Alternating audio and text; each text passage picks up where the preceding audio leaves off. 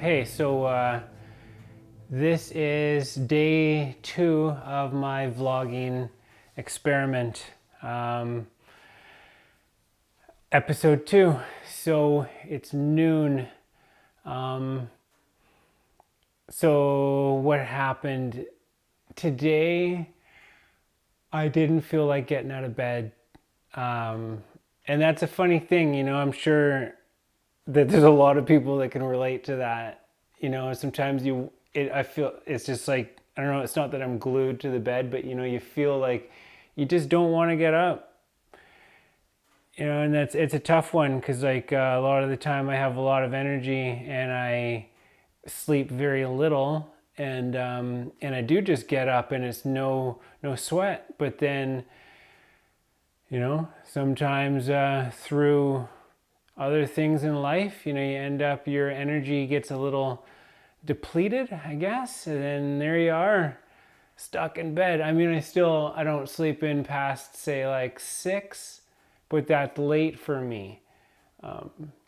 And so to try to, it's time in the month right now, which is, we are a couple days away from the new moon. And so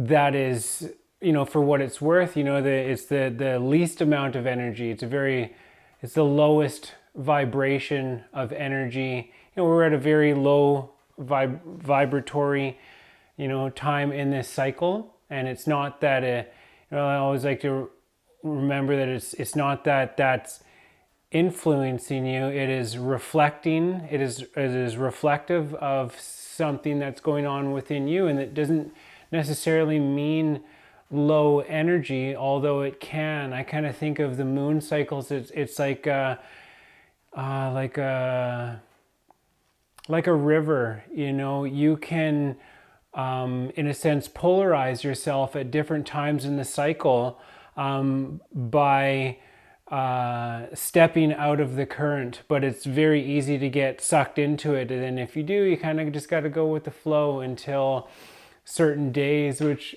I don't know, I always find that there's like a shift in energy on the new moons and the full moons and the half moons. And so that's why I reserve those days. Those are my Sabbath days, because it's a funny energy, this transition between positive and negative and light and dark and masculine and feminine and that kind of stuff. So anyways, but I mean, life must continue, as much as going with the flow and that kind of thing, and embracing this feminine energy, this, yeah, and that's all good, creatively and whatnot. But I got myself out of bed and I said, I'm going to go for a run because I need that in my life right now. I know that it's good for your back and your spine. It's good for a lot of stuff. And I love running. And so I did that, felt great. And then I went for a job interview today, at a park, which is kind of nice because it's nice to be around nature. It's one of the things that I love about nature is that when you're there, it's like you're supposed to be there. Like you belong, like you're a part of something, and there's something soothing about that. It's a little bit different than the experience. Say if I go into the city, it's like, you can't be anywhere for too long. There's no loitering. And I mean, you can go places, but I mean, you're supposed to do, not just hang around, especially around businesses and stuff like that. I suppose there are parks there too, but yeah, just love this idea of being out in nature. So fingers crossed for a job that is closer to my heart, and away from the construction environment that I've been in for a long time, which I don't enjoy anymore because I've changed so much that I don't know if I've said this before, but it feels like there's a personality clash, because it's like, on job sites, it's like funny to be loud and obnoxious and rude and crude, and to not, to be, to make to not respect each other and the environment and women, and even just respecting yourself. and that's okay there, but I'm not okay with that. So I moving away from that kind of environment. Not that it's all like that, but it can be. So yeah, I did that, and then I waited to go to work, and it didn't happen. And it was like, this whole thing about job and the uncertainty of finding a new job. It is what it is, but certainly looking forward to the whole job search thing being over, because you're just constantly And so I come home and it's like quiet again, which is great. And then I get to hear, in the chaos of life, of my life anyways, what I consider to be chaos, the lack of stability and the uncertainty. Something that, that I find soothing are my wind chimes. I have 2 wind chimes, and they are my babies. And so it's a funny thing. I was going to make a video a long time ago, because it was going to be called Why Some People Don't Like Wind Chimes. And it's a funny thing, because it's like, to me, a wind chime, it is this thing that hangs in nature. It is moved by nature, by the wind. I mean, they're specifically tuned to beautiful frequencies. I have 2, a high one and a very low one, or not, well, yeah, low, a high and a low, and they sing, on like a beautiful, tranquil summer day, and it's just ding, ding, ding. I've made some B-roll of them, like not this main video, and I'm going to try to incorporate it in just so you can hear them and see them and whatnot. And it's like, but it's funny because some people don't like wind chimes, and I ran into this before with a partner, and I didn't understand it. I didn't have the best way of handling the situation. You're like, oh, what's it? Why they're and just like not very understanding. So then I moved into this place, and then it happened again. I hung up my wind chimes, and one of the people liked them, and my landlords, that is, and the other person did not.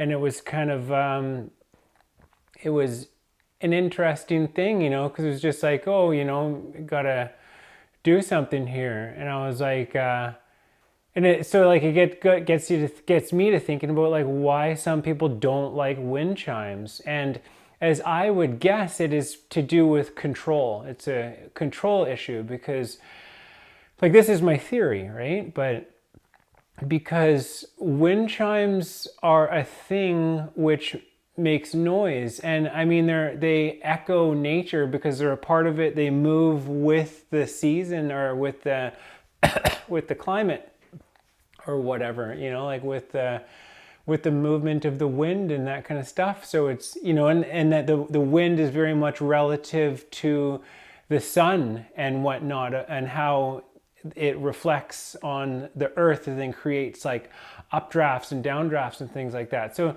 to me, they're super beautiful. They make an amazing sound, but some people do not like them. And I figure it's because they can't control them. But at the same time, it's like, there's a lot of other sounds going on in nature, but the chimes, you could essentially take them down. And so therefore you can control them. So then it's like a person who perhaps has some control issues might take offense to something that, somebody else just accepts and really enjoys, and even like, when it's really windy, I still enjoy them. I think of it, it's kind of like a baby. It's a whole package. It's a whole parcel. I mean, yeah, they cry. It is a part of it, or just like a partner.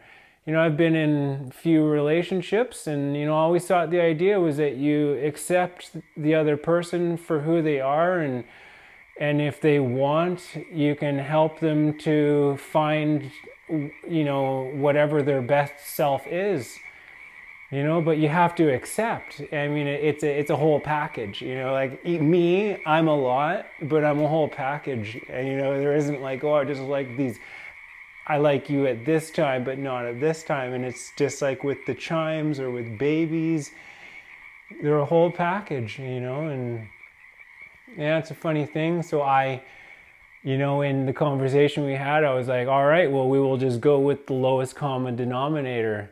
And that, the person was like, what is that supposed to mean? Because like if you Google it, it's like it could mean different things. But to me, it's just a thing with fractions, with like adding or multiplying fractions. You get like the same denominator, like the piece on the bottom, you find a common denominator, and then you can perform whatever other operations you need to. And so it's like, to me, as I understand it, the phrase "to find the lowest common denominator" just means to make things simple. I was like, you know what, we could try all these different things, but I'm just going to take them down, because it's a shared space. And if it doesn't work for somebody, it's not fair to, subject somebody to something that they are struggling with clearly. And yeah, just so that you can enjoy it. But I tell you, because now this person does not live here, they moved somewhere else, and I've put them back up, and man, I missed my babies so much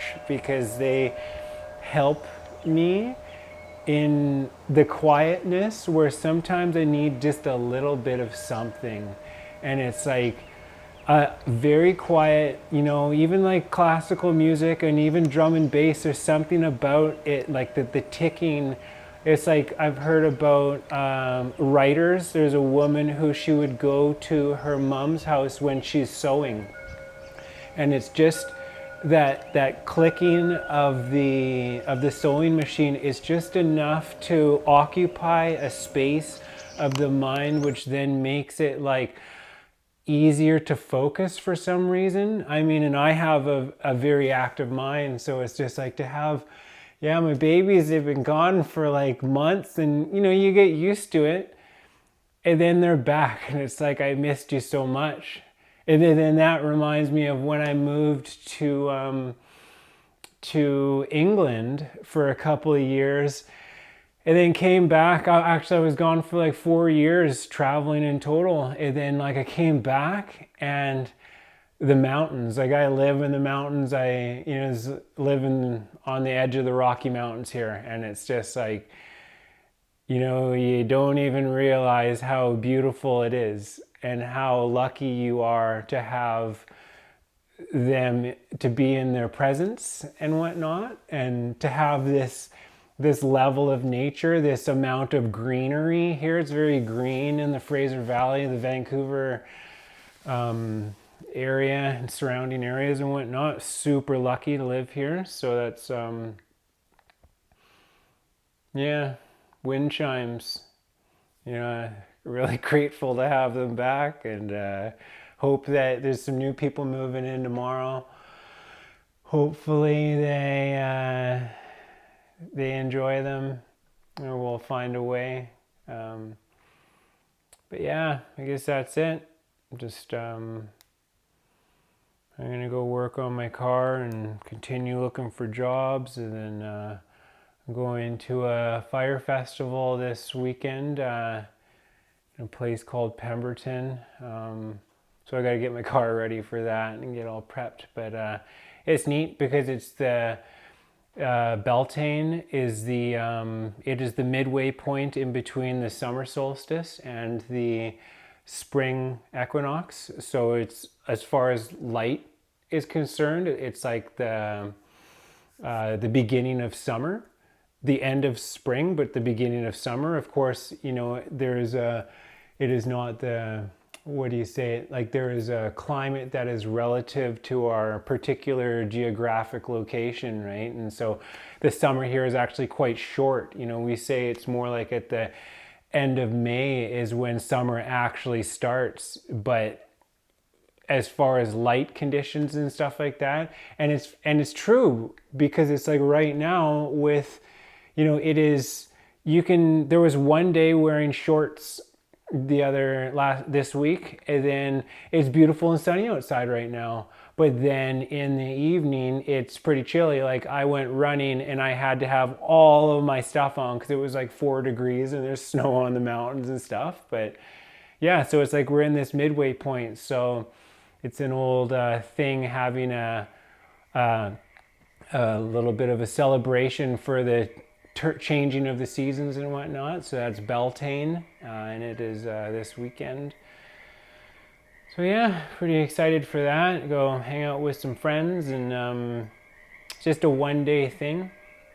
Yeah, but yeah, that's about it. So I am going to continue on with my day here.